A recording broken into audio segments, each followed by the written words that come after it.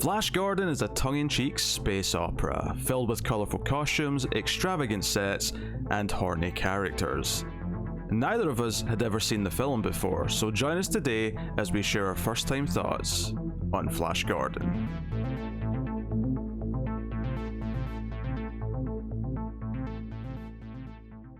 Welcome everyone to the Atomic Cinema Experiment. I am Peter, and joining me as always is Tara.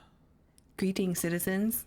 This is a science fiction movie podcast. We get together, we talk about a movie. It's really quite that simple. And on this episode, we'll be discussing Flash Gordon, the 1980 movie, which neither of us had ever seen. And this was a Patreon vote winner every month at patreon.com/MailFuzzTV. And the voting $10 tier, our patrons get to vote between three movies. And this was the winner of, I guess, it was basically a cheesy vote. Like, I picked three kind of, cheesy, light-hearted looking movies. I can't remember what the other options were, but I don't think I've seen at least two of them, including this one. So, Flash Gordon 1, that's what we're going to talk about. It is a tongue-in-cheek space opera, I guess. And I should also point out that I have never seen any classic Flash Gordon. I've never read classic Flash Gordon comic strips. This is my first exposure to anything Flash Gordon, as far as I know. What's your backstory? I have seen some of the serial because it was done for Riff Tracks, not with the usual guys. I'm wearing their shirt today. Return of Swamp Thing, but it was done by, I think, the two British guys, but it came randomly on TV on like Pluto or something on the channel, and I watched a couple of those. But I don't really know. I mean, I never saw this movie before, and the only references I knew, like, it kind of had a bit of a resurgence after Ted came out, which is a movie that I watched half of and couldn't stand it and turned it off. But it, a lot of people liked it, and so a lot of people were talking about Flash Gordon after that film. But that's all. That was my knowledge. Okay. Yeah, I just didn't know much. I'd heard of Flash Gordon a bunch. It was kind of, I've always been a fan of The Flash, so Flash Gordon just kind of felt like this weird other thing with a similar name. But yeah, so I'd heard mixed opinions on this movie. I'd heard people on podcasts and stuff sort of say, they like the music, but they don't necessarily love the movie. And obviously Queen, the band, of course, do the theme song for the film. And I'd heard it before, but it only just clicked on this viewing that it's what the Dayman song from It's Always Sunny in Philadelphia is riffing on. Oh my god, I never noticed that. Do you know what it was? Because the Flash Gordon song is Flash, right? And after I heard that a couple times in the movie, I just started going, Dayman, fighter of the night. I was like, shit. I could see those guys being into Flash Gordon. Sure, yeah. I mean, I'm assuming at least at this point that it's a riff on that. It has to be. It's too close. Well, the melodies aren't really close at all. No, the melodies aren't, but I just mean the after the announcement of the hero. So yeah, there's a lot of faces in this as well, which we'll mention as we talk about it. The general premise is that there is this evil emperor named Ming, who is the emperor of the land of Mongo. I feel like I'm just making up words. And this is like somewhere else in space, somewhere. But him and his cronies on a ship like find other planets to mess with, and he's literally got like a soundboard that creates like weather. So he's messing with Earth just for like fun of it. They found Earth, and he's like, let's put some hailstorms on, or let's do a wee tornado over there, and he's just having a laugh. That's what he's doing. But there's a scientist on Earth who is convinced that the Earth is under attack, and he's right, to be fair, but he's convinced this is going on, and he ends up kidnapping a American football star by the name of Flash Gordon and a travel agent, I think they said she was, who he just happens to be with because they were flying in a plane together, and they end up in space in this regime that's basically a dictatorship, police state kind of thing. An empire, yes. And And Emperor Ming is played by Max von Sydow, who I'd seen photos of this character like before, because it's just the sort of thing you see from time to time. I never knew it was him. Obviously, as soon as he started talking, I knew it was him. But I didn't know it was him either. Yeah, I was like, oh shit, it's him. Like, I'm so glad he didn't do any kind of accent.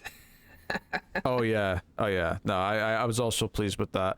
There's a few interesting faces in this though, because once they're there, the general premise is that Ming rules this kingdom, which is basically multiple planets with different like cultures on them, and they're all like kept fighting each other, and that keeps Ming in power. And you've got like the tree people who are led by Timothy Dalton, who's Baron. Right before Bond, I think. Yeah, and then you've got. I think he was an '80s Bond. Late 80s, yeah, because I think License to Kill is like 89, I want to say. So I think his two were towards the end of the decade. And then you've got the Hawkmen, which is very distracting because Hawkman is a thing in DC Comics as well. And I don't know, Flash Gordon's such an old thing that DC might have even taken the idea from Flash Gordon. I'm sure there's some influence. Yeah. You know, people can fill me in the comments if you have some trivia on that. But they're not Thanagarians, although every time I talk about them now, I'm probably going to refer to them as Thanagarians because that's what Hawkman is in DC Comics. Okay, I'll try to remember. Well, half the time he's a reincarnated person who's been, you know, around since the Egyptian days, but ancient Egypt, I should say. Yes, there's two very different backstories to Hawkman and Hawkgirl, and they don't mesh together that well at all. Although they've tried many a time to make them coexist somehow. Well, there was that Cartoon Network show that had the Hawkman looking thing in it, but it was an attorney. Birdman, I think it was. Oh, okay. Right? I vaguely.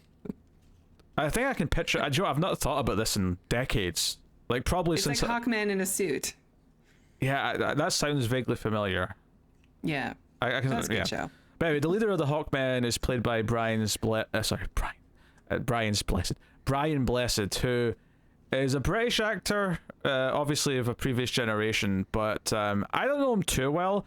I just remember he showed up in a short that I watched once. Was it in? It was sometime in university I saw this, but we watched a short just to study how the short was like produced or whatever. And I never really knew who Brian Blessed was, and when he started talking, and you don't hear it in this movie because he's doing kind of like a different voice in this movie, but when I heard him talking, what I presume is his normal voice or closer to his normal voice, he sounds exactly like Matt Berry. He sounds. That is exactly what I wrote down. I said, John Rhys-Davies and Matt Berry had a baby.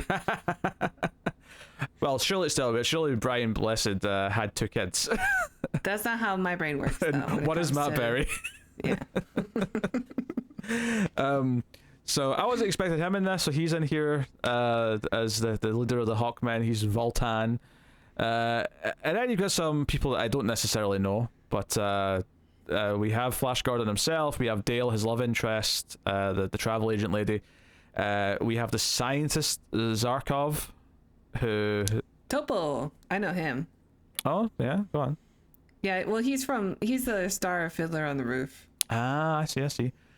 Rich man. He's got a beautiful singing voice.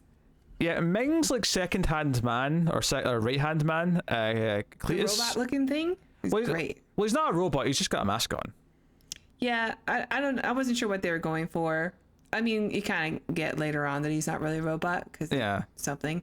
But like, I think if he was supposed to, great voice. I don't know who he is though. If he was supposed to be a robot, I'd have ripped it to shreds for how it looked. But I don't think he's ever meant to be a robot. He's just meant to be a guy with a cool mask on. So it's like, okay, it's fine. Now I could have sworn I knew his voice, and then I looked him up, and I've never heard of him. So I don't know who he is either. But yeah, his voice is so familiar. Either he's done a voice in something that I've heard before, or he just sounds like someone else. But his voice really stuck out. You want to do an impression of him saying the word Earth? No, I really don't. Earth.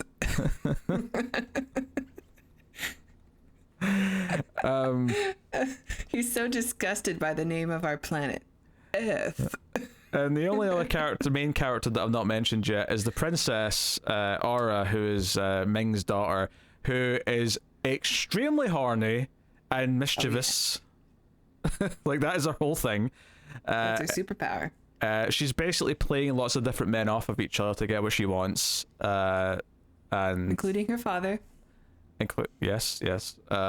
So yes, although I assume her father's the only one she's not trying to have sex with, because she's clearly trying to have sex or has had sex with all the other men. She's just like manipulating or moving around to her own behest. So that's all the main characters. Good for her. You know, there you go. That is the gist of it. Ultimately, the plot of the movie is that Ming doesn't treat these three Earthers very well. And ultimately, Flash Gordon's going to inspire the various tribes to finally realize that they can fight back against the dictatorship by just stopping their own infighting and starting to team up. In fact, one of the weirdest lines of the whole movie is he says to Princess Aura, why doesn't anyone team up and, like, you know, fight Ming? And she's like, team up? What does that mean? Like, all right, movie. So that's the gist of it, right? Obviously, we'll get into the rest and spoilers later. That, you know, we'll keep it spoiler free for now. But I suppose I'm at the point where I'm just going to ask the question. Tara, what did you think of Flash Gordon? So yeah, first time watch for me, and I really liked it. I knew you were going to like this. I knew it. I could sense it in my veins.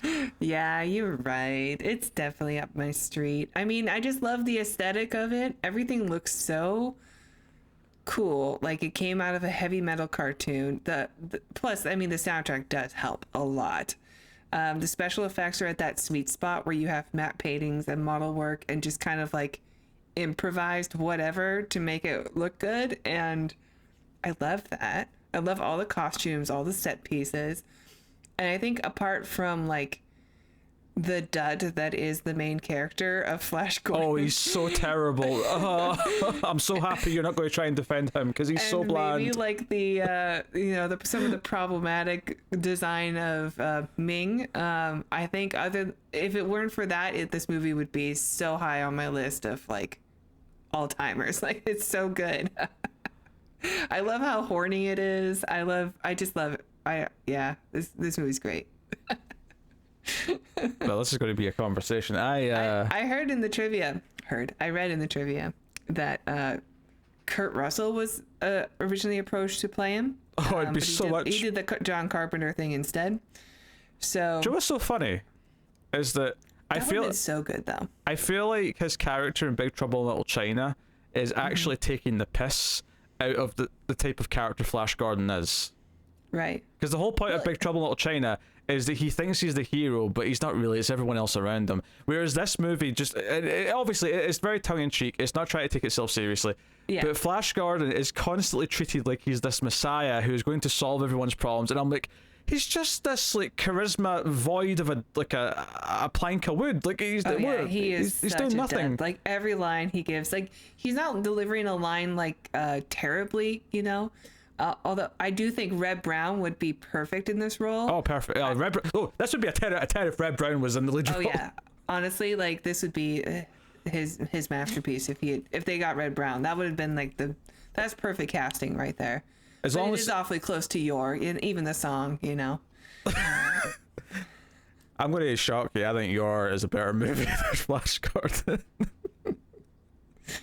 I mean, well, I enjoyed it more at least. I'll say that. Your is pretty great. Yeah, missed opportunity with Red Brown. I don't know what I've seen before, but I'll end it with that. So I wasn't sure how I was going to feel about this because, on the one hand, I can enjoy something that's cheesier. I especially enjoy matte paintings and practical effects, even if they're not the most amazing, versions of it in the world. And I was thinking a lot about the time period this came out, and this came out in 1980, right after the first couple Star Wars movies and Alien, and I'm just thinking there's a reason why audiences at the time maybe weren't in the mood for this, this version of this type of sci-fi. That's why they made it so horny, though. That's what makes it different. Yeah, we'll talk about the harness. Don't worry. That's something we'll get to in spoilers. I have thoughts. So love it. I have mixed feelings on it. I don't completely hate it. I think there's large chunks of it I think are completely boring, and part of that is that the main character is completely nothing. It's entertaining enough for the first 20 to 30 minutes. See, once it actually settles into there's these different tribes that he has to sort of get to unite or start thinking for themselves or whatever. Once it gets into that, I was just painfully bored, because it plays out exactly as it's going to. There's not really any excitement in the action sequences, the actual drama of what's going. Like, once it got done introducing me to a lot of crazy stuff, which I was kind of enjoying for how silly it was. Once it actually expected me to like give even like a little bit of a shit about the plot, I was just like, I'm just like, like the last like 20-30 minutes I thought were just like a blur of laser beams, and not in a good way. Like, I wasn't. There's a lot of interesting little details I want to talk about, but the actual overall plot, I think, is just dull. I will say that I think it's also a missed opportunity for the film, because in the beginning there's like an initial fight where Flash Gordon, I always thought he was like a superhero, and I kept waiting for him to get like superpowers, and that's not the case. Like, he's just a quarterback for the New York Jets. Yes, but it turns out you can use those skills to fight entire rooms full of people.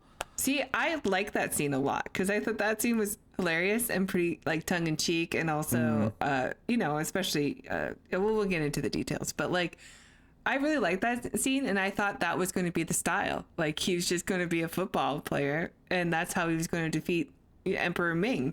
But the ending isn't really like the last big battle and stuff. They don't lean into that at all.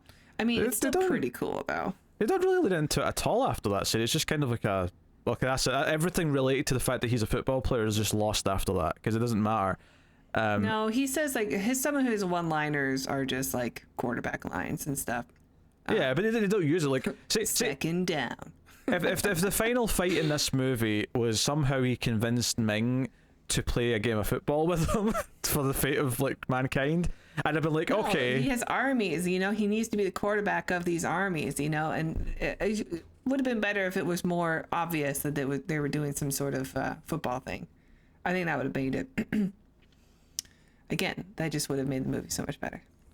Yeah, so I thought the plot was just completely dull. I didn't really like the main trio of characters are by far the most boring ones to varying degrees. Topol? I like Topol in it. The mad scientist who gets his way with a gun. Don't say his real name is just one word. What? Yeah, that's weird. No, Zarkov. He's probably the most. Say his what? His name? I'm not going to know his real name though. Like he's probably the most interesting of the three. And I also couldn't escape that this has obviously been greenlit because of Star Wars, and I couldn't help but notice there's some similarities, especially when Dane's on her, or Dale, sorry, is on her own, and she's like sort of trying to like escape capture, and I'm like, this is very Leia on the Death Star. I mean, not exactly, obviously it's got a different tone and it's doing different things, but you've got a trio of characters, one girl, two guys. The personalities don't match with the other trio at all, don't get me wrong. Like, they're so different, yeah.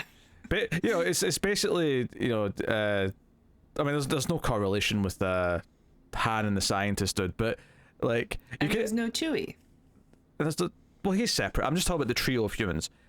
But you could almost argue that if you took Luke Skywalker, took away all of his character, and reduced him to just his blonde hair, that you might end up with Flash Gordon. Yeah, I looked to see if he was in anything else, and apparently he shows up in Ted and Ted 2, or at least maybe all of his maybe they just watched the movie or something and they have to give him a credit. I don't know. Archive footage. Like I said, I didn't finish it. No. I think if he gets a credit, it means he's in it. You don't get credit. There's like nothing. I mean, he's in like episodes of TV for like one episode. Like, he really hasn't done very much after that. I can see why. So yeah, because he's not good. He's dead. And like, I remember what I was trying to say before. Like, it's not like his line delivery is bad to where you're like, this guy's a bad actor.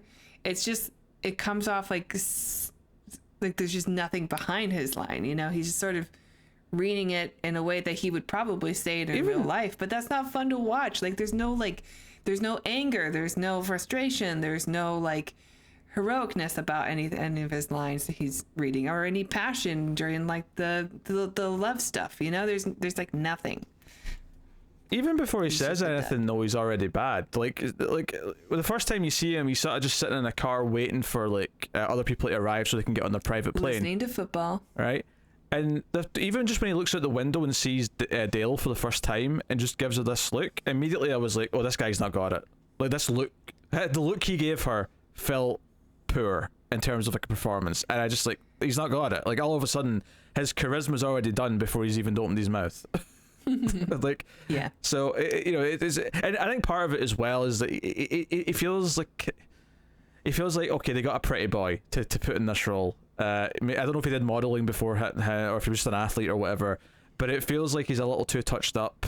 I could almost feel the makeup around his eyes as he was in the early scenes, especially. He's a very pretty man, but like, it just attractiveness is not just like if they look good, in a whatever he was wearing in the underpants, the black underpants at one point. He needs to have something that is magnetic to men and women. Like he needs to have the charm, the charisma, a little smirk or something, or a side eye, something that makes you go, there's something going on up there. And I want to know this person. There's nothing going on up there. No, his brain's empty. There is void of any activity of any kind, I'm afraid to say. Which probably feels quite harsh, but like he has nothing going for him. Like it's kind of a shame. It might actually help the movie a lot if he was like charismatic and you could get behind him, and even if it was still kind of silly that this quarterback's going to like save the universe by like convincing and inspiring all these different aliens. Yeah. At least if he was charismatic, it would still be a silly premise, but you'd be like, oh, it's fun to just watch him do it but 1980s or 1980 Arnold Schwarzenegger could have pulled this off too. The problem with it is that when things actually happen and he seems to convince people to change their ways or convince them to think of a new way of life, it just kind of happens because we're at the point in the movie where he's supposed to have done that, and there's not really, other than just one raw plot reason, because there's usually a trigger obviously in the plot, but yeah, you can say that X thing happens because Y happened, fair enough, that's the raw mechanics of it, but it's another thing to convince me that the first thing that inspired the change was convincing to the other characters, that it actually is convincing that he was able to change Timothy Dalton's mind about like his weird tree cult fetish or whatever he's got going on. So yeah, I mean, since I saw the trivia that said that Kurt Russell was initially approached to play Flash, I kept like picturing him in the role and how like young Kurt Russell would have delivered certain lines. And I could buy that he could have convinced Timothy Dalton because he's got so much personality, Yeah, or even Ted Lasso. You put Ted Lasso in this role, and instead of being a quarterback, he's a coach. I can see Ted Lasso just like burning the cynicism out of everyone and making them believe. That would have been an interesting, cast. Ted Lasso, not the actor. Yes. Yeah. Okay. Should be Ted Lasso. That's the type of like vibe that you, because I think that's because Ted Lasso. People have joked a lot about Ted Lasso and how Ted Lasso and Roy Kent are like a good example of how you write Superman and Batman together, because they share a lot of commonalities with those two characters and how they interact. And I think the reason why I'm bringing that up is because I do think the part of the problem with Flash Gordon, at least in this movie, is a problem people often say about Superman is that Superman's too much of a Boy Scout. He's too white meat babyface. He doesn't have any edge to him or any cynicism or any sort of quirk, or he's very much the straight hero.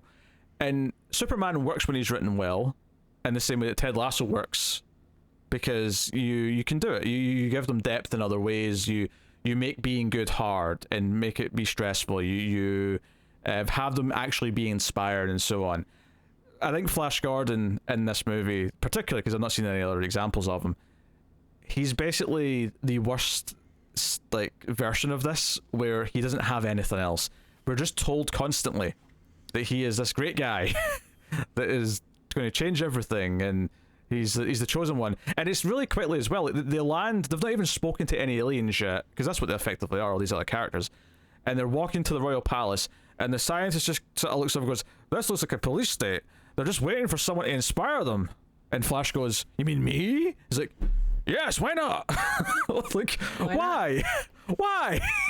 What absurd thing to leap to in the first 10 seconds of seeing this civilization. Topol probably could have done it much easier.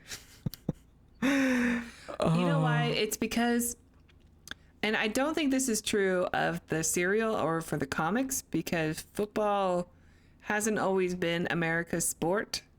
But in the past couple of decades or a few decades, it has been. Like, this is football is just the thing that we go crazy for. Is that, you know? can I make the assumption that that's got something to do with when the Super Bowl became a thing? Is that kind of what the timeline's like? Maybe, I don't know. I don't know when the Super Bowl was a thing. It's been like 50 years though. Well, they number it every year, so yeah, I think we're at about 50, we're not? I think so. 50 something. Yeah, so that sounds about right, because that pushed you back to what, the late 60s, early 70s? Yeah. But even still, it probably, like, it took a while for it to surpass baseball, I imagine, as like America's pastime, which we still call baseball for legacy reasons, but you know, it's football. That's what everybody gets excited about. It's what everyone's jerseys are, unless you meet like someone who's really into basketball or the Lakers or something. It's always football. So I think America's obsession with football and like men's obsession with their quarterback, their real life Superman is their quarterback. Like, maybe that's all that they need for them to accept that he's going to be a superhero. Like, this is it. That's enough. He's a quarterback for the New York Jets. Therefore, he is a Superman. Whereas my reaction to he's a quarterback is, well, that's lame. What else has he got? that's my first thought. I mean, he does have the personality of a lot of quarterbacks, which is... Oh, what a burn. That is a burn. Pretty dull. There's been a couple of good, like, I'd say... well, I used to say Aaron Rodgers, but not anymore. He's what a loser. I can't name a single American football player, so there's no point in me even... Peyton Manning was pretty fun. I think he's retired now, though. I don't know. I really don't watch football anymore. But Peyton Manning was pretty... Like, he was someone who was... He'd do commercials, he'd do Saturday Night Live, and he would be pretty funny. Brett Favre was awful. What he would do, he was in a couple of movies, and... You know, you always know when there's a real athlete in a movie. You're like, oh, God, this person can't act. I do respect the ultra-synth score. You know, The score's great. I don't think that was ever up for debate, though. Although it does get a little bit farty a couple of times. It's like Ming's got like an evil theme where it's like this really low rumble. I'm like, that's a farty synth. It's like a low sustained fart. But the music generally I enjoyed, and I kind of like the look of the matte paintings and stuff, and like the weird clouds and shit when they're flying around. I will say the costumes and the sets aren't really to my taste. Like, I prefer something with a touch more grit to it, even if you're going ultra colorful. Like, I like colorful design in sci-fi, like, you know, Fifth Element or even Star Wars to an extent. But Star Wars has that griminess on top of it, where it's like it still feels lived in. Whereas here it feels like, no, the costume designer and the set designer are just like masturbating like all over the departments, like just making this shit. They are so pumped that they got to do this stuff, which is fine. But yeah, I would have appreciated something that a little bit more lived in. But I do like the designs. Like, I like the, you know, initially I thought he was a robot, and I think maybe the reason I like him is because they got a guy with who feels like a stage actor to play him. You know, he feels like someone with a lot of gravitas, do you know of like what's funny? Big delivery. Go ahead. You said robot. First thing I thought when I saw him, Doctor Doom. Okay. He looks like Doctor Doom. Doctor Doom, a robot? No, but he's got like a mask like that, and he's got a cloak. It's silver rather than gold like this movie. That this character has, but it's a very Doctor Doom looking mask. Again, comics. Probably took some inspiration. Yeah. I assume this character was in the original comics. I don't know, but and also that's why I put out when earlier I said, you know, I feel like the influence of like, I mean, this only exists. This only get a budget because Star Wars was this huge hit. I am aware that Star Wars in itself is largely inspired by old serials of Flash Gordon. There's an irony to that, but it's this kind of like self-perpetuating thing. Like Die Hard 4 exists because 24 is big, but 24 was clearly inspired by Die Hard. There's this, you know, kind of self-fulfilling, you know, like cycle, if you will. Yeah, I mean, that happens all the time. Yeah. But You can even say Star Wars and Star Trek. Like, we got the movies after Star Wars came out, which was also clearly inspired by Star Trek. Yeah. I mean, hell, a lot of things came out. I mean, there's so much good sci-fi that came out after Star Wars that, you know, it's different from Star Wars. Alien is nothing like Star Wars, but the reason why Alien got a budget is because Star Wars was a hit and they wanted more sci-fi. That's what's in right now. So, you know, for as much as and you know, this episode will go out after the first, so I can say out loud that Star Wars just won the vote, so we'll be starting the Star Wars movies. And I mean, I'll actually be fairly positive on the original trilogy, but even if I wasn't that positive on them, like, I can never be mad for the sci-fi boom and all the things that came because of Star Wars. Flash Gordon, though, is not one of those things that I really care about or am excited or glad that it came out of it. I think it's pretty cool. I think it's a cool movie. Okay. I mean, I can see why it appeals to you, and there's definitely elements of it that appealed to me a bit, and I kind of wished I liked it more. Like, I was sort of feeling that as I was watching it, where, like, I wish I was more, or I'll put it this way, I wish that the tone it was going for was clicking with me, because I could see if it was just adjusted a little bit, I could see myself being into it, but it didn't quite hit it for me. Give it to Kostansky, the director of Psycho Gorman. Give him the property. Sure, why not? I mean, like, there's probably lots of like different directors. Which, by the way, did you happen to notice what this director's also done? No. He's done at least. I mean, he may have more, but he's done at least one movie that we've covered on the show. Oh, did he do Terminal Man? The Terminal Man is the correct answer. Yes. Also, a movie that had some potential, but kind of dull. Yeah, ultimately dull. I think I like the tone in Terminal Man more. Like, you know, early on when it's like kind of like, you know, dangerous and like, you know, what will this do to him kind of thing. I got more intrigue out of that. Although I admit that there's that weird surgery scene that was like 45 minutes.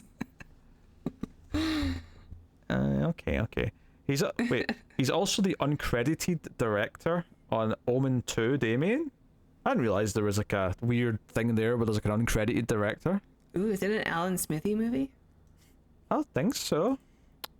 Don Taylor is the credited director, but Mike Hodges is the uncredited. So I don't know what the story is there. Like, did was Don, like, you know, slacking and Mike came in to like finish up, or is this one of these things where he just did a little bit and that's why he's uncredited, or was this like a no, like this movie was like the production was a mess and Mike Hodges came in to like finish everything off, and he's actually like a Toby Hooper, Steven Spielberg situation, allegedly, or like an Alex Garland situation. I can't remember the director of Dread.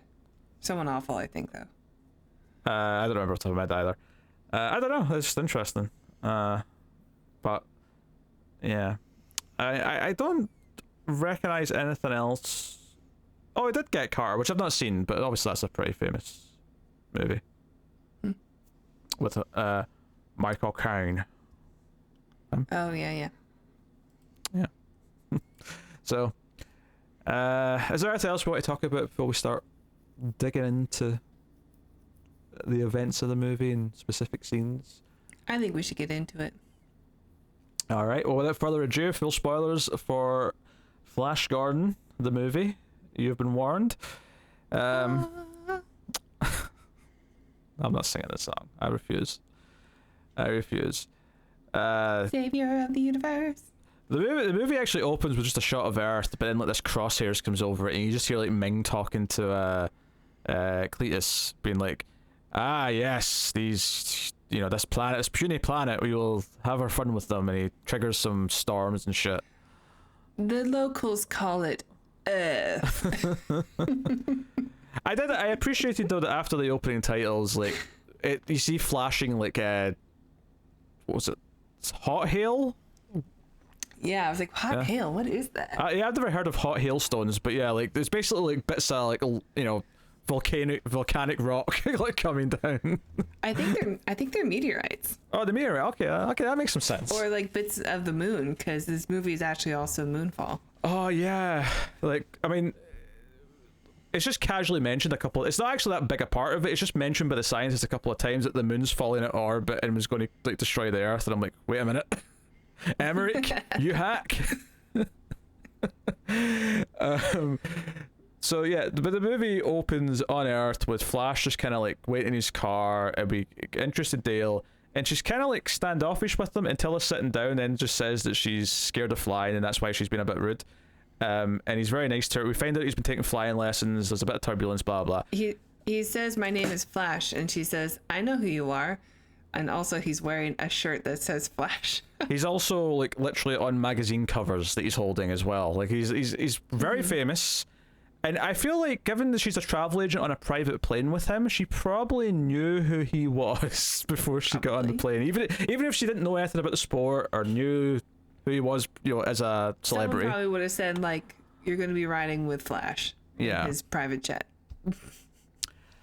The line of dialogue that I stuck out to me here, actually, that I really wanted to point out, because I just thought it was such a weird exchange, is she says to him, "Can you just say something to me, to help take my mind off, flying," right? And he goes, when I saw you in the hotel last night, I was surprised that a girl like you would be on your own. And she goes, "Oh, you're just saying that to take my mind off this." Well, that's what you just asked me to do. That's what you just asked me to do. You've not just cracked some code. You're not a detective. Well, yeah, but it is like he is trying to give her a compliment and stuff, and she's doing the whole, "Oh, stop." They're just flirting. Yeah. And unfortunately, it does end up with her by the end, because I thought the kinky princess was way more interesting. Like, Dale's fine and all, but Dale's a very lovely looking lady. Yes. But she's not wearing a catsuit. And she's not. I'll just skip ahead to this. But so basically, because the princess is like doing a lot of shady stuff that the emperor doesn't approve of, he lets Cletus torture her, which is on a table, and it's like the holders for her hands and feet. He lets Cletus's dominatrix woman give her the cat of nine tails. I was getting to that, but like on the table, like what holds her hands and feet are like golden hands. The holder. We see them early on too. Yeah. The hand. But yeah. So there's like another woman who barely has, she's got a lot of lines and scenes, but she's not like a big character. She's just kind of like one of the upper, people. But she's whipping her back, and she's in pain. He's interrogating her as he talks to her. Cletus says, and all I could think was, given how kinky she's been up until this point, I'm like, this is a really horny movie, and this feels like... And sure enough, a couple of scenes later, Cletus casually just says, "That's a funny woman, that. I think she even might have enjoyed it." And I'm like, oh, that's what I was thinking. Yeah. lot of kink. There's a lot of kink in this movie. Yeah. One of the spaceships is also very much a giant penis. Like, there's a bit of that going on as well. That's Ming ship, yeah.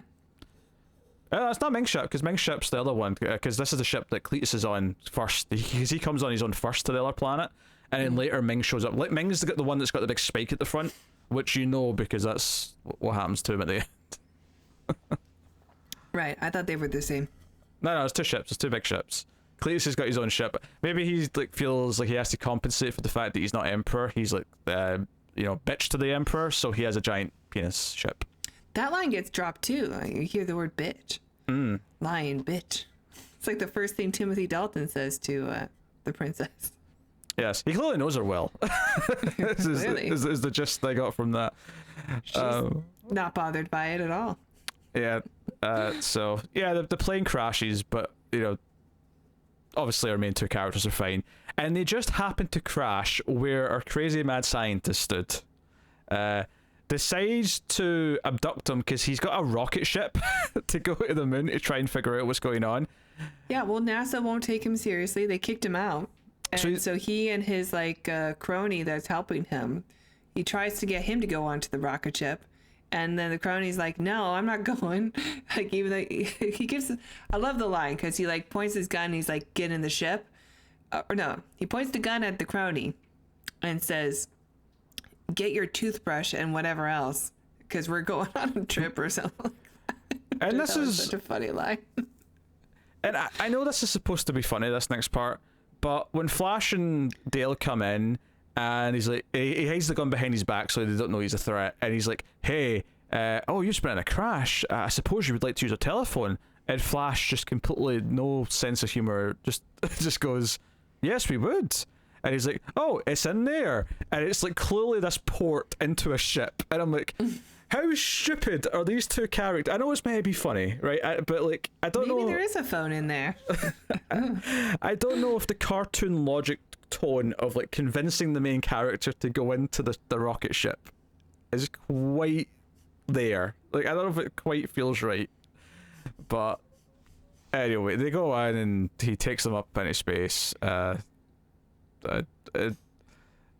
they're He needs all three to do it. yeah. Well, once they're so far into the atmosphere, or out of the atmosphere, I should say, Ming's men like spot there's this ship coming, and they pull it through their portal to where they are in the land of Mongo, or the galaxy of Mongo, or the solar system of Mongo. Whatever Mongo is, they never really quite exactly state to what extent Mongo is a place. It's just a collection of planets that Ming rules over. I like it. I think it's cool. I love how unambiguous it is, you know, or ambiguous it is. You know, it is very like, you can see Flash Gordon in like the serial and the comics being pre like space travel, or at least, sure, you know, yeah. like a space race, even that you just don't know. You don't know what's out there, so you can just kind of like say whatever, like just make shit up. But you know, now this is the 1980s version of Flash Gordon, but we still have to make Mongo's world. So like, how do we make this work? We just ignore everything that we know about space, and we'll do the same thing that they did in the 30s or whatever. I kind of like that. Yeah. So they get brought in, and they're kind of just like bystanders for the first bit, because they're watching Ming, who gets his big grand entrance, tells one of the leaders of one of the groups to like kill himself to prove his loyalty. But the guy tries to assassinate Ming. It doesn't work though, because Ming's got this fancy super ring that like freezes people, and they don't move. There's a lot of things to people. And then it's like, okay. And then just as this is happening, Flash just happens to go, this Ming guy's a psychopath, or something to that effect. And then the Alexa picks it up and repeats it. And Ming's like, who said that? Who said that? And that's when he inquires as to who they are.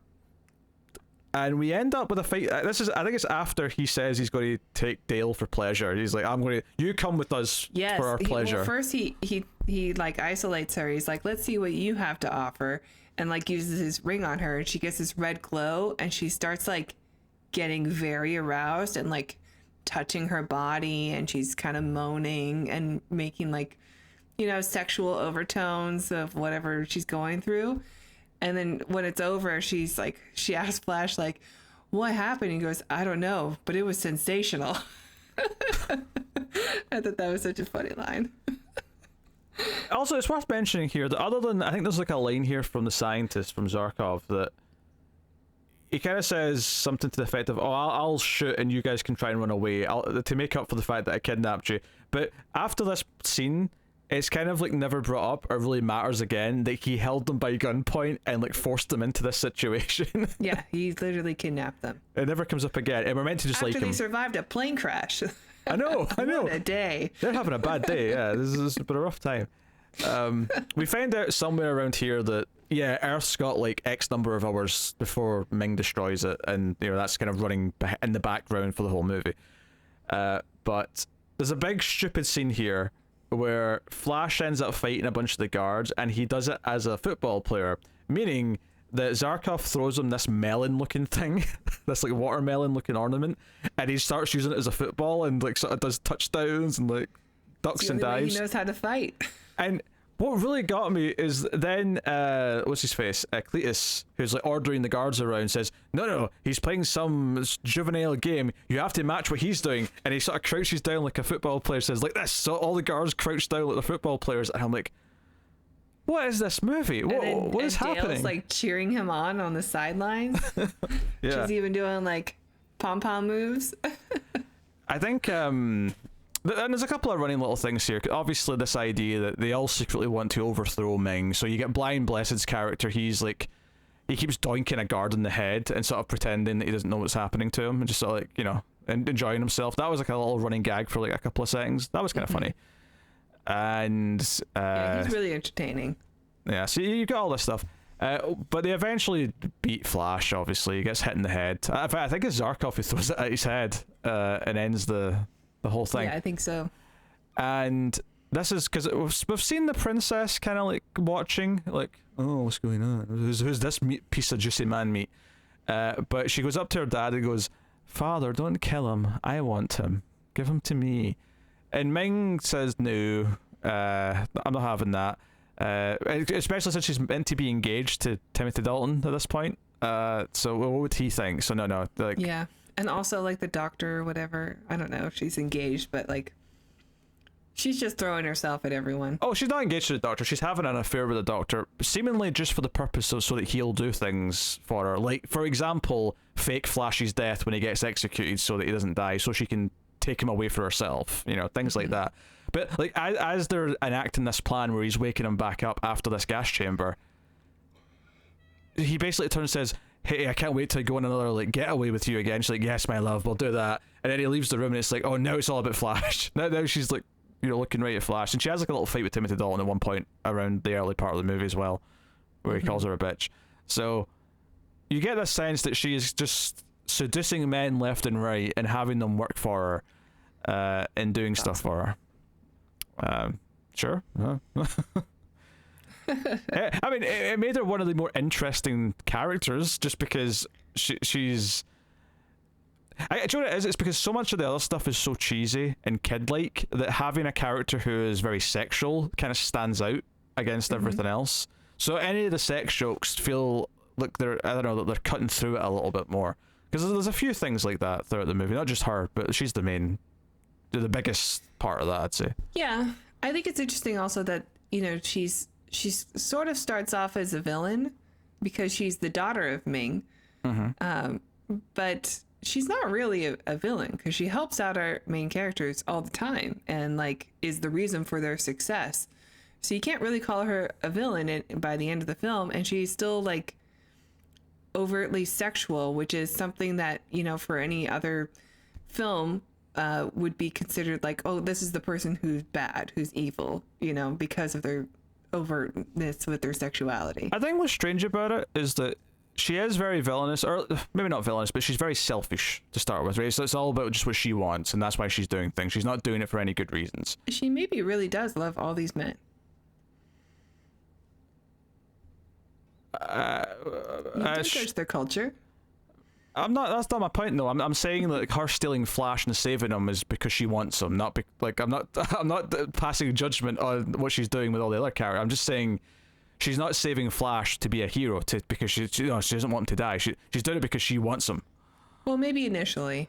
Yeah, no, initially she definitely is. And if anything, I would say that they could probably make their arc a bit more clear, and the idea that maybe Flash's goodness inspires her to be better, and so on and so on. I think it's more that her dad, like, you know, allows for her to be whipped over and over again. Yeah, she feels betrayed by her father, but in reality, the arc maybe should have been that she learns to be a bit better. And that doesn't necessarily mean dropping her sexuality side of herself. That's fine, whatever. I hope not. But it feels like you could have done a better. What's funny though to me is that there were so many moments, like, so after she wakes Flash up after he's been in the gas chamber, and she takes him onto this little ship, and they're flying off to the tree planet, and Arbor. She's just sitting on his lap and kissing him and blah blah and doing all these little things, and he's kind of getting into it and blah blah. But I was getting reminded of a little bit with this scene. You know, in the room when Lisa's like first making a move on Mark, and she like sits on his lap, and he's like sitting there going, "What are you doing? What is that?" Like, I was getting a little bit of that from this. Greg Sestero could have been a good Flash Gordon. I mean, he would have been a bad Flash Gordon, but it would have made it good. I guess what I'm saying is I'm getting a little bit of Mark from the Room in Flash Gordon's performance. I guess that's what I'm saying. Yeah, I can see that. Just a little bit. She's way better than whoever played Lisa, though. Oh yeah, sure. And there's actually a really good funny line here, because like as they're flying away, she reveals that they can communicate telepathically. Not because they've got the natural ability, but they've got like, it's like telepathic phone devices that they put in their head, and then they can like send a message to someone. And Flash insists that he send a message back to Dale, because everyone else thinks he's dead at this point. So he sends a message back to Dale and says, "Hey, I'm alive. It's okay. But as he's doing this, the princess is on his lap and starting to kiss him and stuff, and he randomly just thinks halfway through this like telepathic phone call, oh god, this woman's turning me on so much. And then Dale's like, wait, what was that? And then his response to that question is, oh, that was nothing. It wasn't about you. That was funny, yeah.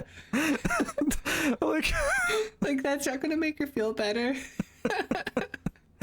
Yeah, I really like that part, actually. It was really funny. But even before that, just right before that line, there's a quick bit where he said, hey, I'm going to try and get some help from this other planet. Just fake out until I get back. And she's like, fake out? What do you mean? Like, I know you can do it. Lots of girls do it with me. Yeah. That was pretty funny. What is this dialogue? It's a little tongue-in-cheek, I think. It has to be, right, for that. But like, I do like the little moments where, like, because he's communicating through telepathy, so like he does occasionally just say a couple of lines out loud that he doesn't want to say, like, oh god, or yeah, and like, but some of the lines are just like, out of context. The princess like has no idea what he's saying, so some of the lines, I mean, she should have been like, what? Yeah. But in any case, it was a really funny moment. I like that scene. No, that scene where the comedy mostly worked for me. It felt like it was sort of hitting the tone that it wanted, and I was getting kind of the humor of it. And it was almost like for one scene in the movie, the actor's kind of like blank, like clueless kind of vibe actually added to the comedy rather than detracted from it. I would agree with that, yeah. So that's fair. Before we keep going with that stuff, though, the other two main characters back at the Ming's, palace or whatever, it is. Dale is like dressed up like I Dream of Jeannie. I'll say something like that. She said she has like 5 outfits in the period of 10 hours. But she's put with all these other women in this like sort of like lavish bedroom, and like one of them gives her this booze that's like, men died bringing this back from some planet. It will make your pleasure planet, yeah. Yeah, it will make your time with the Emperor more agreeable. And I'm like, wait, are you saying it's for him now? Yeah. Yeah. Which she later uses to get out by convincing the other woman who's like sort of keeping her there to drink it. But so that's her thing. She turns out to like, this actually like both wowed me and then annoyed me that they didn't use it more later. Is that she does her own escape scene and she takes one of their outfits and she's running around and she's doing like stealth stuff, and then she ends up in a fight where she's doing cartwheels with a laser gun and like actually fighting off all these guards. And the guards actually had a bit of a what's the Star Wars Tusken Raiders? Oh, okay, yeah. Well, yeah, they can't shoot for shit, but also. Oh, sure, yeah. I do like their method of dying. When they immediately get a light scratch by the laser, they make a weird noise and then just sort of fall in the same way. Those phasers were not set to stun, okay? They were dead. But now she's doing like cartwheels and like action moves and firing this laser gun, and I'm like, you're a travel agent. Where did how are you so good at this? But then it kind of annoyed me later because I was like, why is she not more involved in all this action at the end? Why is she the damsel? Like, she clearly is quite capable. Yeah, they sort of set her character up as being like, maybe because she was kind of standoffish to Flash in the beginning. I was like, oh, she's probably gonna be like independent and don't need no man. But then immediately becomes like damsel in distress, only to find out that she actually has martial arts moves, and then becomes damsel again them when he's around. Yeah. In fact, it was when she had the laser gun that I was getting Leia vibes, because I was just thinking of Leia on the Death Star with the laser gun running around, and I was like, oh, you know what? I'm getting some Leia from this. I mean, I guess maybe some of like the model work and stuff reminded me a bit of Star Wars, but for the most part, I didn't really think about Star Wars very much while watching this. I got a few. There was a trio of characters, the escaping from like the villain's place, like the Death Star. There was lots of, and nothing big, but it was just all these little things where I'm like, I'm not sure if this is taken from Star Wars because Star Wars was successful, or because Star Wars already took it from there, from Flash Gordon. I'm not sure what the cycle has done here, so I can't say for sure, but I was definitely noticing little things. Obviously, there's a lot of differences. I mean, Star Wars took inspiration from a lot of things. I mean, it took more inspiration from Hidden Fortress, arguably, than it did from Flash Gordon, but and that's a very different film to Star Wars. But yeah. So and now you got Zarkov, who Ming reveals to that the only reason why he's destroying Earth is because Zarkov figured out that there was someone doing this to them.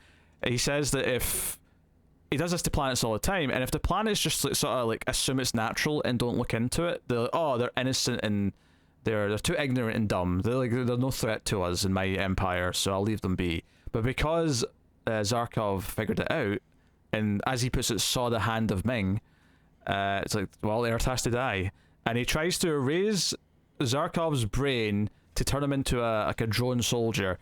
And it's teased when he first starts talking afterwards that it's not really worked, because he kind of like almost says just his name rather than, oh, I'm Zarkov, the Imperial Guard number blah blah blah, whatever his line is.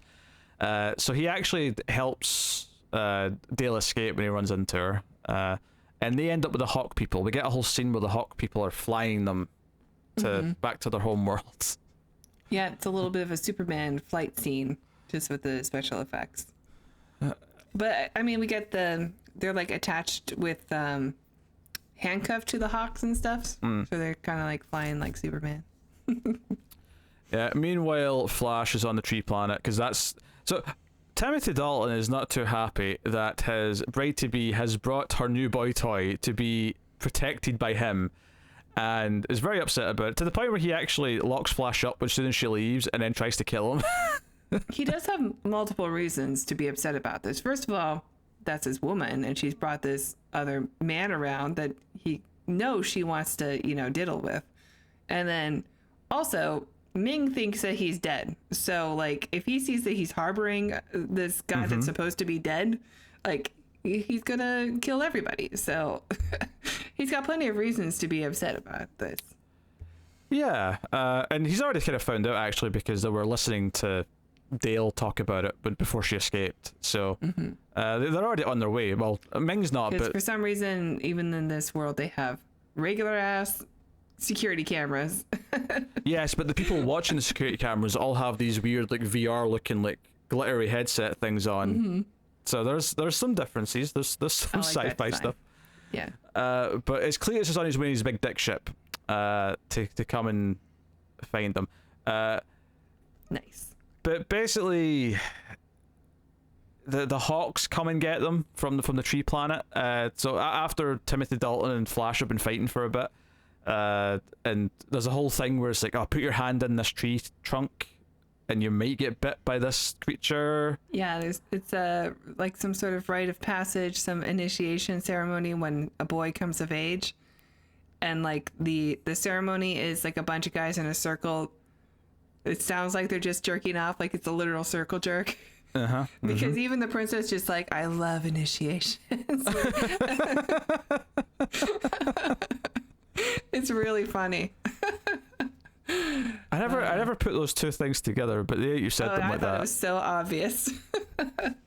There's also like a big release that they all do at the end. I mean, I already got that she is very sexual, likes to be whipped. You're just adding in she likes a bit of a group environment as well. Okay, all right. So, yes, fair enough. I mean, yeah. Like, honestly, once they got because once they got to the other planets, especially, is when I started to kind of like get a little bit bored. And it still does nothing happen. Like Flash almost gets eaten by some thing in the swamp. At the bottom of the tree planet. That part. I thought that was cool.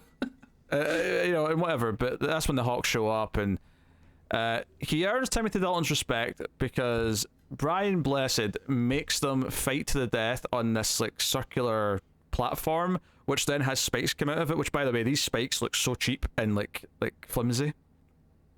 There's a couple of points they have to be. Yeah, but there's a couple of times where you can kind of see one of them wobbling, but even there's a little platform that they Flash jump. I didn't see any of them bend, and I was looking for bendy spikes.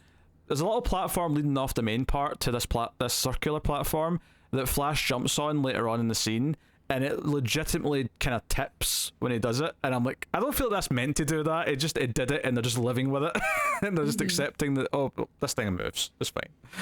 Like, I don't know, it just looked flimsy. But basically Flash wins the fight, but he saves Timothy Dalton's life and pulls him up before he falls into the void. In fact, minor side note here. After the princess gets whipped, her punishment's going to be that she's going to spend time on the, I think it's Phrygia? Or Phrygia. It's basically like this ice moon that's at the bottom of like their space. But it made me laugh because obviously this wasn't a thing when this movie was made, but it made me think of someone getting fridged. It kind of felt like, oh, we're going to Phrygia. We're going to send it to Phrygia. The ice moon. Also, Cletus, who's got the hots for Ming's agreeing after she served her sentence of a year or whatever, or 10 years, whatever it is, she can marry someone deserving of her. And Cletus is like, oh, sir. Oh, thank you. Thank you, sir. He knows it's going to be him. Oh, dear. Anyway, so Timothy Dalton gets pulled up. He doesn't fall to his death. And he's like, Flash, wherever you go, I follow. And at first, Brian Bless is upset because he's like, he wanted the death. He was like, fight to the death, you bastards. I'm here for entertainment. But because they're all here, Ming shows up with his ship and just, like, destroys everything. Although not before. And this is actually an interesting little story beat, actually. Is Ming actually comes to speak to Flash and offers him, like, Earth. He says, how about you work for me as one of my upper generals and you can rule Earth. That can be your planet. Was it Earth? I thought it was something else. No, it was Earth, because he says that after like his weather shit weakens them all, to an extent, they'll be easy to rule. And obviously Flash Gordon's like, no, I'm not going to enslave Earth. I'm not going to do that.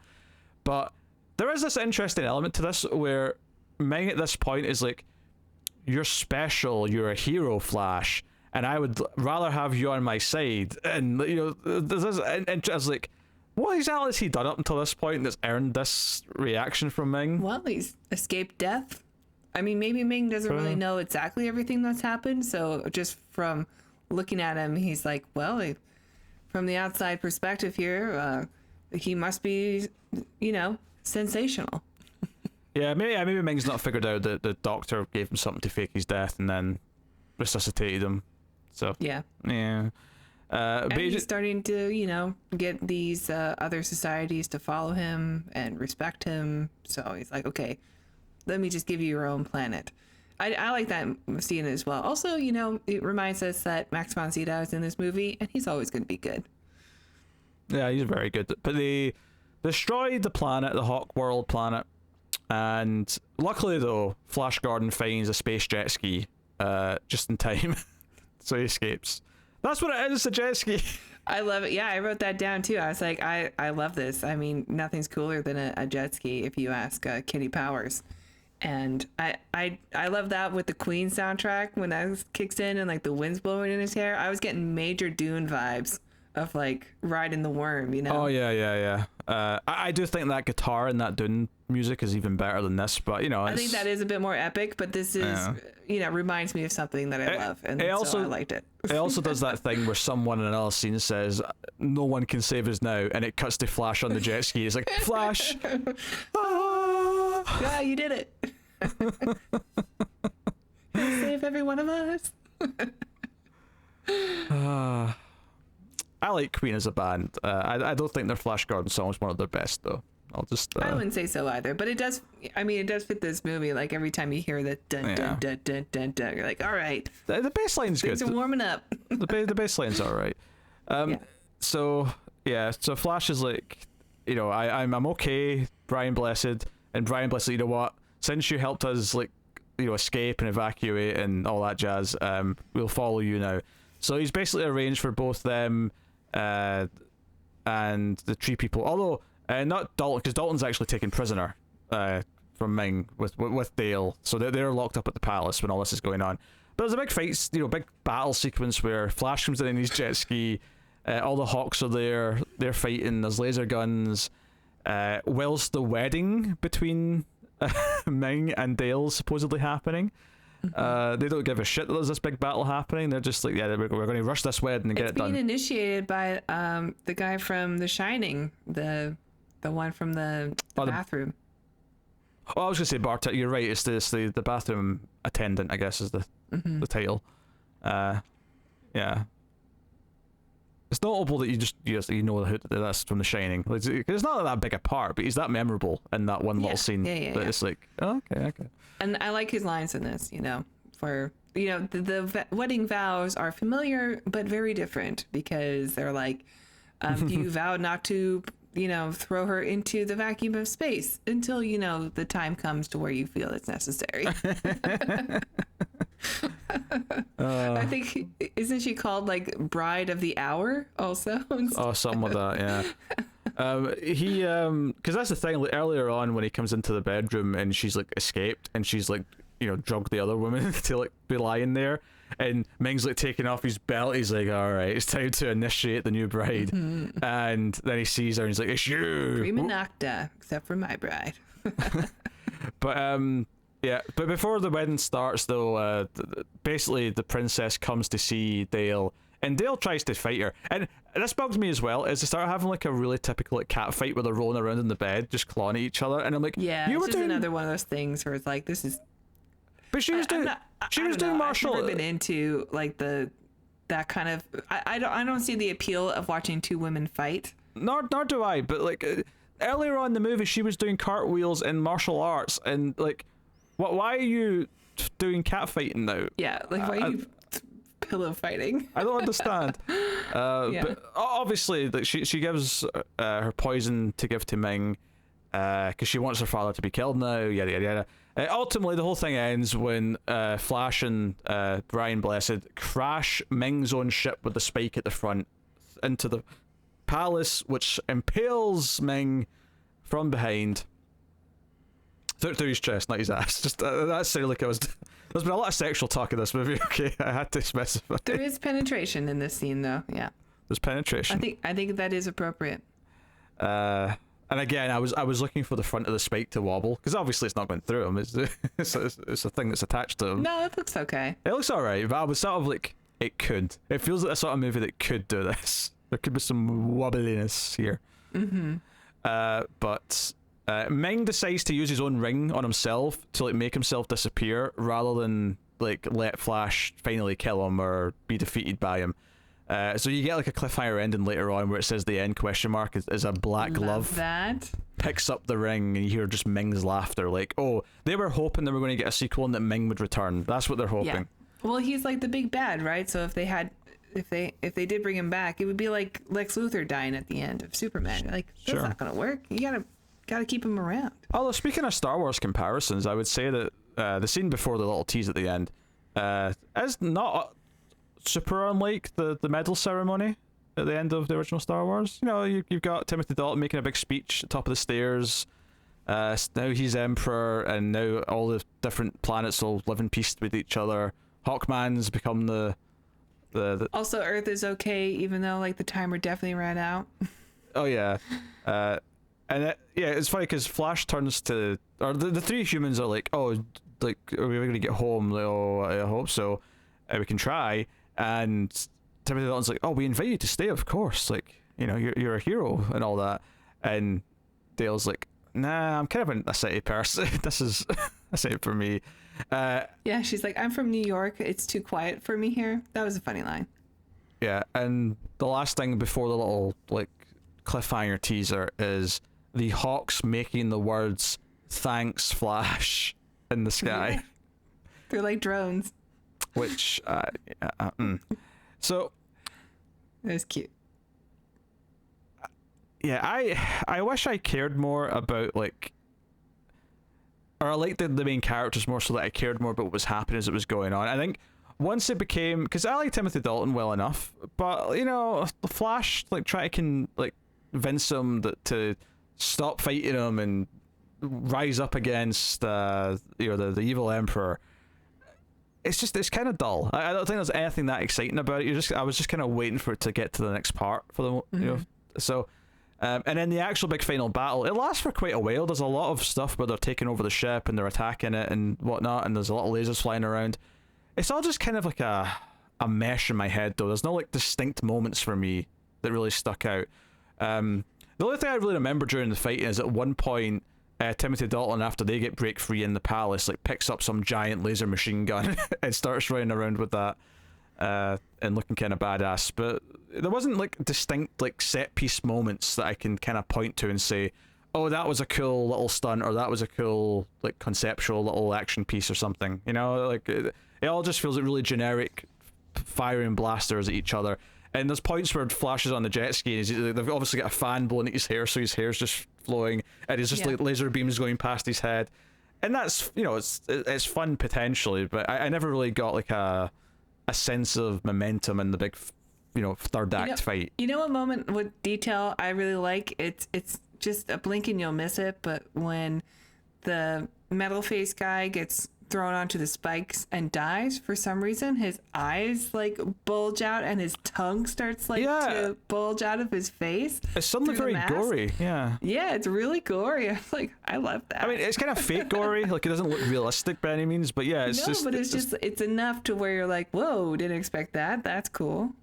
Yeah, he gets killed basically on the platform with the spikes, with, you know, Flash and it's a little Total Recall. Yeah, Flash and Baron were fighting on the platform with the spikes, and after they're done, Cletus shows up, and Flash just kind of throws him onto it, and he dies. I mean, that's basically it. Yeah. I forgot to mention that when we were going through it, so yeah. Yeah. But yeah, the final battle, I agree, it's kind of like, it's okay. Like, I would have liked it if it was more obviously, like, Flash's superpower is that he's a quarterback, and so they use that in some way, and they really don't. No. There's nothing about it. It's just kind of like, it feels very generic, and just because it's tongue-in-cheek and because it's lighthearted doesn't mean that it still can't be an exciting action piece, or still at least have enough of a structure that you can kind of follow and like understand the, you know, if they're trying to take over the ship so they can then use it to win the fight, like, make that goal kind of clear and make it feel like they're fighting their way to the you know, the command deck, and, you know, like, give us the beats of it so that we can follow it from bit to bit.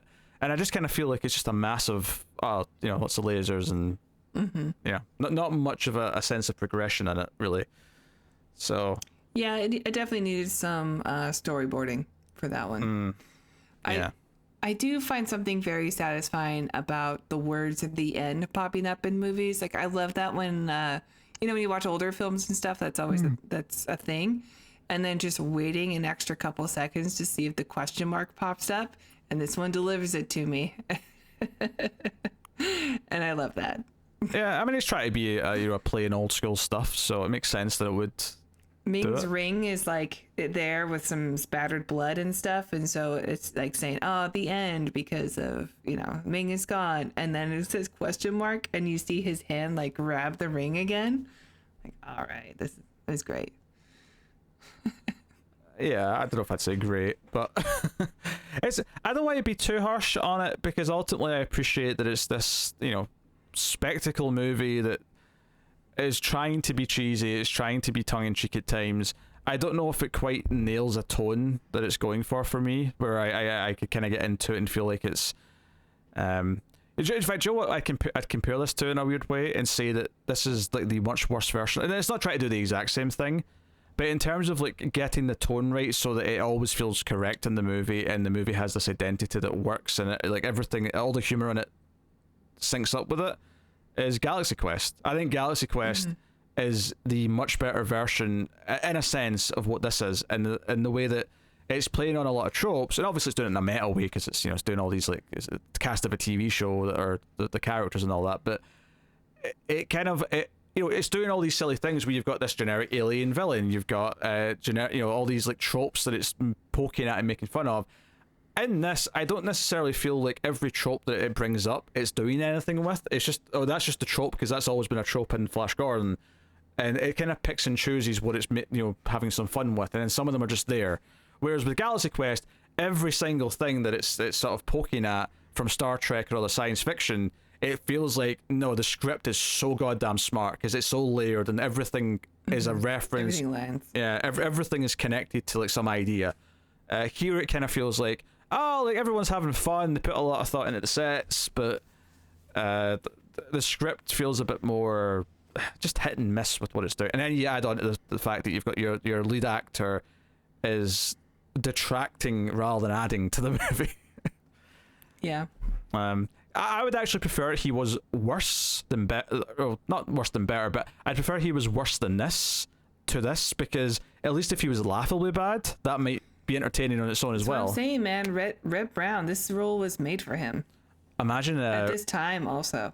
Imagine him on the jet ski towards the end, but it's Red Brown, and so amazing. And he's doing his yell. He's doing his like as he's on the jet ski. Be perfect. I mean, it is a little bit close to your, I think, this type of movie. Do you know what? I don't think so. And the reason why is because your while set in the future is mostly set in what looks like prehistoric times. So visually, it'd be so different that I think it's fine. You get away with it. I would have loved it. Yeah. Yeah. What's funny is I was sort of browsing like what the reception at the time was, and it was relatively positive. But what was funny is that one of the positive quotes I saw from a critic, it might explain also why it doesn't quite work for me, is they said they compared it to, it has the energy of the later Bond movies, and I went, oh, I hate James Bond. That makes sense to me. I don't like this. I mean, some of Ming's devices are very much taken from Bond. Oh yeah, his device to like make Zarkov's memory go is very much it's very Bond villain. Yeah. Yeah, that's true. That's true. Yeah, I can see that comparison. I like the Bond movies though. I like the old ones. Yeah. Except for the sexism. But sure, yeah. You get over it. But that's what I'm saying though, is that was a positive comment from the person who made it, but it lines up with me not liking Bond movies and then not liking elements of this. And I can kind of, once I read that, I went, yeah, like some of the cheesy vibe of this is like skewing towards the cheesiness of some of the Bond movies, and I don't like that type of cheese. We should definitely do Moonraker one day, though. Oh, because it goes to the moon, so technically that's the one sci-fi Bond movie. Sci-fi one, yeah. I'll be honest, some of the technology he has in some of the later films, maybe not the Craig ones, but the Pierce Brosnan ones, he has a car that goes invisible. I mean, that's basically science fiction. Yeah, I mean, most Bond movies you could say are sci-fi, because he has all this spy tech that definitely doesn't exist. There's definitely some lines though where you're like, I'll accept that like maybe NASA has something like this that we just don't know about yet, Yeah, okay. But maybe the CIA. But the car going invisible is not one of them. we don't have perfect Predator cloaking tech, okay? No. We do not. That we know of. That we know of. I mean, maybe, I don't know. Who knows? It's 2022. Maybe NASA's sitting on some of that. The reason why I keep saying NASA is because I've been watching For All Mankind, and there's a kind of a joke in season 1 where they've got like I think it's Betamax tapes to watch stuff on the moon. And there's kind of a reference to the fact that, like companies don't want the public to know it's possible to do this because it would mean they could record things and then skip the commercials. And it was kind of funny to me because that's actually, that was a concern. Just like when TVs became a thing, movie theaters and like cinema, movie companies were concerned that TV was going to take away from business. It's just funny to me, this idea that, they did exist for a little while before they were unleashed to the public. The thing that always makes me think of something like that is like when they give the astronauts, well, this was in Contact, and I know it's in other movies too, where they give astronauts like a pill that they can take, so they don't have to die slowly. They can take an instant death if they want to. And I'm like, I don't think that exists, because even if it did, like they're just lying that it would be painless, because I don't think that exists. Like the technology we use for like capital punishment, which is unfortunately still around, is like very, very hard to find, and it's like a lot of steps, in order to make sure that somebody who's going under is going to die successfully through injection and stuff. So like if we just had a pill that we could give people for, the punishment of death or whatever, then like that would be in existence, I think.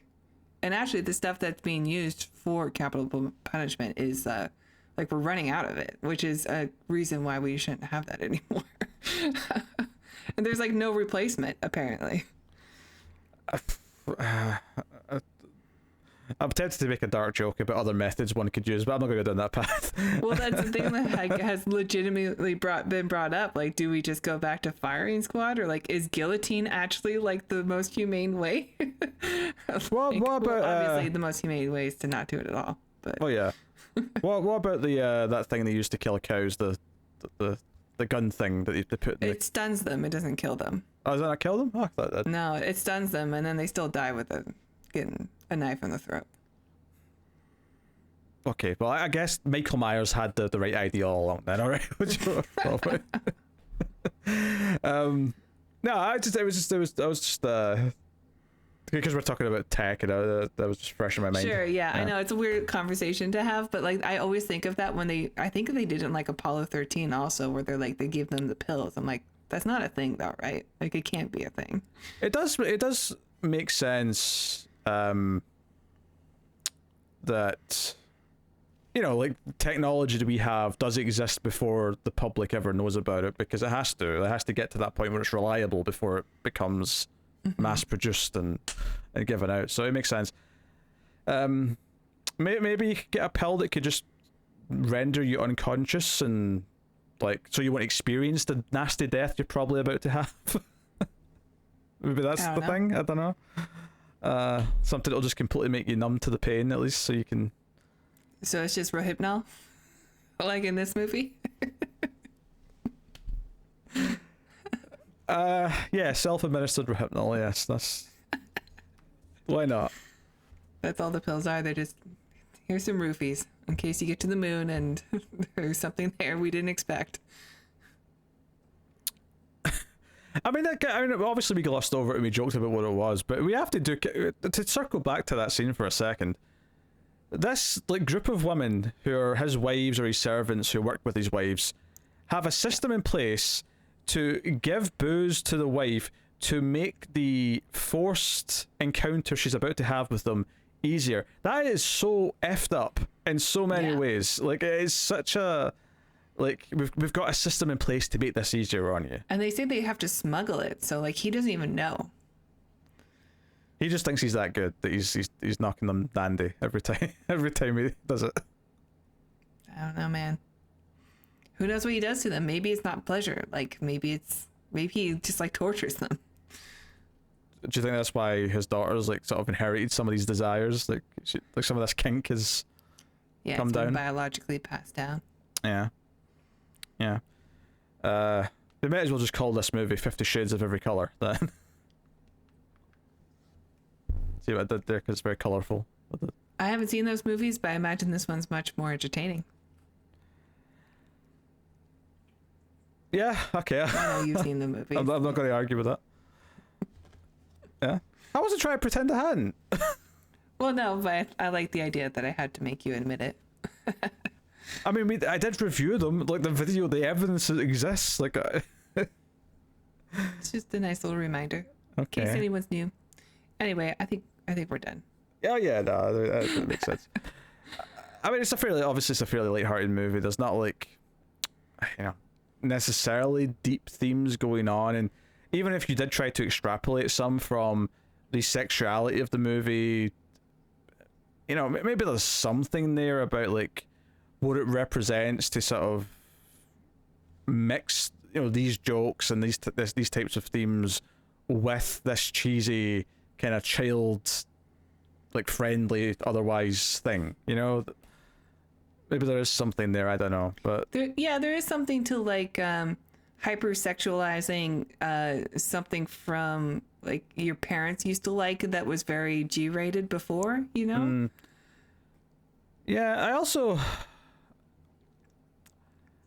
Yeah, I also wonder, like, it's kind of interesting to me, because obviously this is an old movie to us, and it doesn't feel too cynical, even though, we've acknowledged that, it only exists because Star Wars was big, really. I do think it's interesting to think about how they resuscitated this old property to make a movie, and I think about, like, today, and how many, like, franchises are coming back because they're trying to, like, make them a big thing again.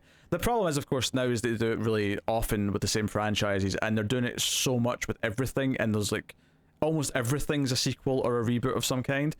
From this time period, too. Yeah, that's the thing. It's the late 70s and early 80s that have given us most of the pop culture that we're still kind of, just using over and over again. When people say it's always been like this, there's always been sequels and reboots and things, I'm like, well, yeah, but look at this time period where almost all the things we're reusing came from. They were all new in this time period. Yeah.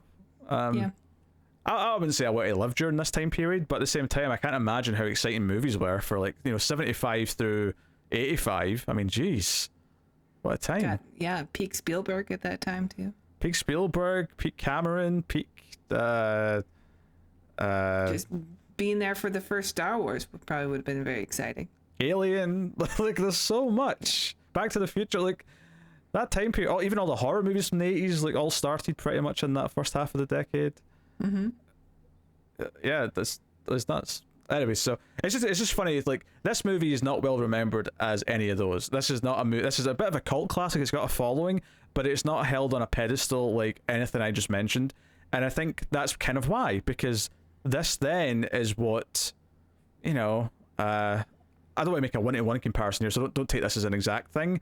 But this is kind of like what, say, the most recent Jurassic World was to now, right? It was, this is us trying to recapture something from an earlier time period. And it's not a one-to-one, because this is trying to be a little satirical about it. It's not exactly this, but this is why this hasn't got the same nostalgia and the same, place in pop culture that other things from this same time period do, from, the late 70s and early 80s.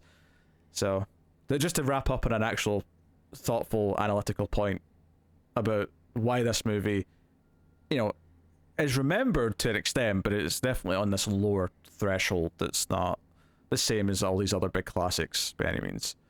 And I think that's why. I think it's because it was already this, rehash of something. And that's not to say that can't be good. Obviously, you could bring up The Thing, you could bring up The Fly, you could bring up other movies that... The Blob.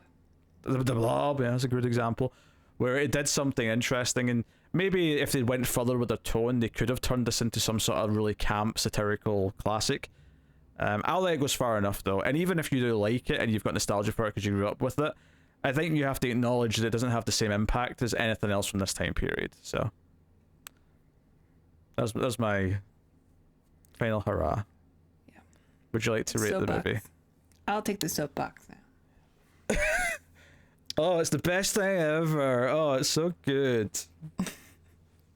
It's not, but I do really like it. So I was impressed by how much I enjoyed watching it, if that makes sense, because I was expecting something kind of like a Rocketeer, in a way where it looks cool, but it's not getting me. I'm kind of bored, and I don't think that there's a moment I was bored. Maybe I was a bit overwhelmed by the ending, just because it wasn't the final battle, just because it wasn't very coherent, and that can kind of make me feel a bit bored, or at least a little more checked out, but which I was in this. But I do really like the look of the movie a lot. I think the look and the design, the special effects, everything is right up my street of what I like, and I love the horniness of the movie too. I thought it just wasn't a thing I was expecting at all, and definitely was definitely was fun. I think a lot of this movie is really fun, and when it hits things right, him on the flying jet ski with the Queen soundtrack is a really good moment. Most of the stuff with the daughter I think is really fun.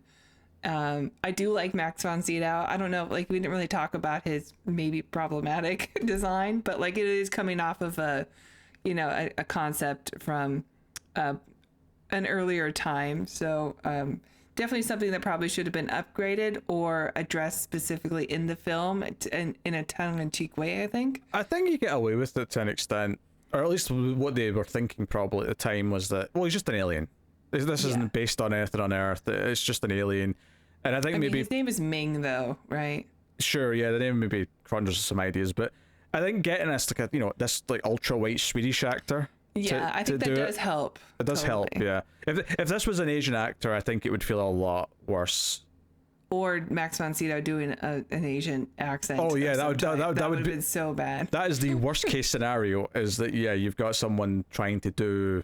Yeah, I'm so glad it's just still him. Yeah, it's it's kind of like, it's maybe as problematic as like the early Klingon design or something, where like we look at it now, we're like, okay, yeah, clearly they're taking influence from like different cultures that are not white and just putting them together here, and it's a bit problematic. But like, for the most part, you can just kind of ignore it and then say that's of its time, and I still enjoy it. I still enjoy it. So I do enjoy this still, and I'll give it a 7. I think it's pretty fun. Oh. It's funny you brought up the Rocketeer actually there, because Timothy Dalton's also in that. Yeah. Which I think I saw parts of a long time ago. I don't remember feeling particularly strongly about it. Yeah, this is actually a tough one to rate, because I kind of respect a lot of what it's trying to do, and I kind of respect moments and bits of it and the odd joke here or there and whatever. I just come back to, obviously the lead actor is a problem, and how the character's written is just kind of so bland, but fundamentally I think the biggest problem I have with it is just that it never really quite feels like it clicks into place with the tone, where I feel like it's consistently, there's these little moments of like, when it's like the like, this woman's turning me on, and that's not you. Like, I think if there was a lot more of that like humor, and him being more of like a straight up doofus and saying the wrong thing constantly, I might have gotten more out of it and been into it a lot more. So I'll go 5.5. Okay. I'm not going to shit on it too much. I'm not going to say it's like a disaster. I ultimately just wasn't that into it and didn't think it quite fell into place. But I do appreciate all the big practical effects, as goofy as some of them are, and I appreciate a lot of the music and stuff. So yeah. Okay. No, I'll go 5.5. But there you go. That is Flash Gordon. Ah. I'm pretty sure that was so wrong, whatever you just did. Well, you're supposed to just say the first name. Oh, so it's my fault. Yes. Because I said the title of the movie. Flash. Savior of the universe. Dayman.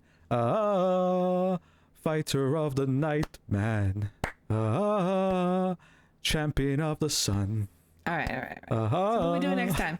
Fighter of karate and friendship for everyone. Dayman. I had to finish it, okay? I can't not finish it. Well, this is the thing. We've got a bit of a theme planned for the next while. Barring the odd exception, like when we do a vote winner like Star Wars, which will be during the next month. For most of the next few months, we're going to do movies from the 90s. And that is going to be our theme. And the reason why we're doing that is because at the end of the year, obviously we've got some other things in December. December won't be 90s themed itself, but we're going to end the year with a top 25 sci-fi movies of the 90s countdown. So we are intentionally going to cover a lot of 90s movies over the next few months. And that starts next week. So there'll be one or two exceptions, but we'll probably do like 10 to 12 90s movies over a few months. So yeah, and I believe the first one we're going to do, if I remember which one you picked, because I said which one do you want to do, I think you said Mimic. Oh yeah. Which is a movie I've seen, but I saw it in theaters, so I would like to revisit this one. I saw it when it debuted. I got it on pay-per-view on cable back when there was 4 pay-per-view movie channels. And you had to like tune in at the right time because it wasn't like on demand. You just had to, I taped it off a pay-per-view. That's how I watched Mimic for the first time. I remember that. But yeah, so that's what we're doing next week. We're doing Mimic. So look forward to that, and look forward to a variety of 90s movies. There'll be a mixture of some of the big ones that we've maybe not done yet, and then us maybe looking at some stuff that we've not seen before, so we can have more of an informed opinion as we go into doing a top 25 at the end of the year. So hopefully that sounds fun. You might remember we did something similar. It was more spread out, but we did something similar a couple of years ago with time travel movies, where we like tried to watch a lot of time travel movies over like probably like a 6-month period. and then did a top 10. Similar idea here. We want to try and bolster our 90s sci-fi awareness before we do it. So that's the plan. So obviously the next Patreon vote later in the month for October's Patreon voted for episode will be an 90s vote. So that's an obvious one to do as well. So if you want to be involved in that or get stuff early or get bonus episodes, you can go over to patreon.com/MailFuzzTV and do that over there. I'm stealing your plug, Tara, but I'm going to let you promote the newest thing that we do on Patreon. Yes, that's right, Peter. At the $5 tier. At the $5 tier, we now have an extra show, and it is called the Ace Meltdown, where we just chat. We talk about what we've been watching. Could be anything. Maybe play a little trivia game of some type. You can just get to know us a little bit better that way. Because we watch a lot of stuff. Well, I watch a lot of stuff. You watch a lot of stuff for content. I just watch a lot of stuff for myself.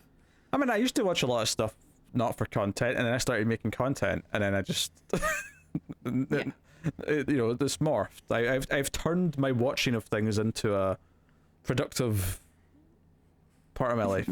Not that this is like super professional, but we're pretty relaxed on the Meltdown, I'd say. Oh yeah. It's a much more relaxed form of just chilling, letting each other know what things to watch or what things to avoid. Yes. Super relaxing. I recommend lighting some candles, getting in a bath, and just get a fake fireplace like I have. Listening to the soothing sounds of my voice and interrupted by my meh. I was going to jokingly use the word shrill, but no, I don't like that. Okay, no. I retract my suggestion of the use of the word shrill. Thank you. I'll take it to HR. Luckily, I am HR, so that's okay. I'll find myself innocent. The system's broken. So yeah, go check out Patreon. Of course, you can support everything as well by hitting the super thanks button below the video on YouTube, or you can do it with no monies. That's okay. You can support us by liking, subscribing, commenting, sharing us on Twitter. We're at Streams Midnight for the Mail Fuzz Movies Twitter, so make sure you go and get us on there for updates and whatnot. Well, I guess that'll bring an end to the Atomic Cinema Experiment. Thank you very much for joining us, everyone. We always appreciate it. It took us like 5 minutes to explain the 90s theme coming up, but I'm sure we'll do it again. It's always a good sign as I'm doing the outro and Tara just face palms and starts rubbing her temple. Is it really that bad? I'm wrapping up here.